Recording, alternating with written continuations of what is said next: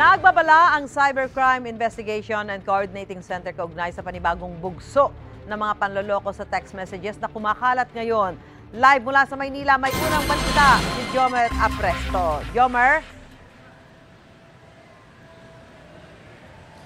Susan, good morning. Nagbabala nga ang CICC kaugnay sa pagdami na naman ng text scam. Narito ang aking report. Madalas ka bang nakatatanggap ng mga text mula sa hindi mo kakilala? Yung tipong nanalo ka daw sa raffle kahit wala ka namang sinasalihan, o di kayo may magte-text sa'yo na isang kumpanya ng bangko na nahack daw ang iyong account. Ilan lang yan sa mga bagong modus sa ilalim ng text scam. Ang 40 anyos na si Lizelle ikinuwento kung paano nabiktima nito ang kanyang kaibigan. Nanalo daw siya ng 300,000, something ganon. Tapos bago daw ibibigay yung pera, naghihingi sila ng load muna. Na-scam yata siya ng 3,000 kasi panahingit. Ang 28 anyos naman na si King, muntik na rin daw mabiktima ng text scam. Nag-reply po pero hindi po siya nag-respond kaya hindi ko na rin pinroceed.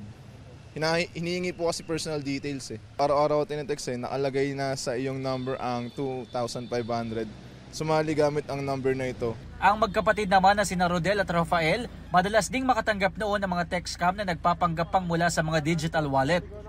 May mga nagte-text lang po pero hindi naman po namin inaano kasi po wala naman po kami sinasalihan ng yung mga raffle ganun po. May nagpapanggap na bangko tapos number lang, hindi pa nga nung bangko yung number na nag-text. Ang senior citizen naman na si Virgilio, wise daw at hindi nagpapadala sa text scam. Dinidelete ko na agad kasi alam kong scam yun eh. Kasi pag nanalo ka, actual padala sa'yo. Hindi yung ganun te-text. Minsan nanghingi ng load. Paalala nga ng Cybercrime Investigation and Coordinating Center na mag-ingat sa pagsagot o pag-click ng mga nakalagay na link sa text. Posible raw kasing sindikato ang nasa likod nito. Payo din ng CICC na iwasan ang pag-post ng mga litrato ng ID, bank accounts, credit cards o mga billing statements sa social media. Kung may problema raw sa bank account, kausapin ang account manager ng bangko at huwag magbibigay ng detalye tungkol sa inyong digital wallet o online banking sa mga hindi nyo kilalang tao, mapa sa telepono man o email. Samantala, Susan, ang mga nabiktima naman ng text scam ay maaaring makipag-ugnayan sa tanggapan ng PNP o CICC. Mula dito sa Maynila, ako po si Jomer Apresto para sa GMA Integrated News.